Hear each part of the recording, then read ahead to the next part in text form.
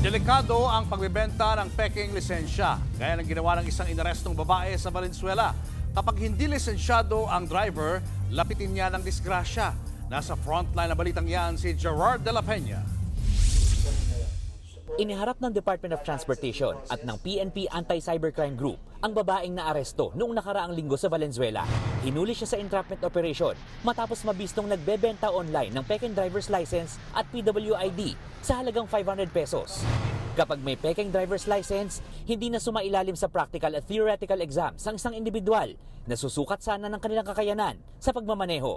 10 counts ng falsification of documents ang ikinasa sa suspect.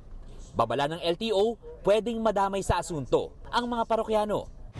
This serves as a warning also to our motorist applicants, no? Huwag na ho sila pumunta sa ganyan. Hindi lang namin i-deny yung pag-renew na lisensya mo kasi wala ka naman lisensya talaga. We will disqualify you from applying for a legitimate license.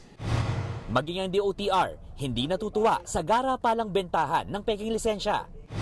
Yung driver na yan, pag nakakuha ng lisensya at hindi marunong magmaneho, most likely makakadisgrasya yan. Baka makakapatay pa yan. Kaya this is no joke. Nagbabalita mula sa frontline, Gerard de la Peña, News 5. Mga kapatid, Julius Babaw po. Iba na ang may alam at may pakialam sa panahon ngayon. Para sa frontline ng mga balita, mag-follow at mag-subscribe sa social media pages ng News 5.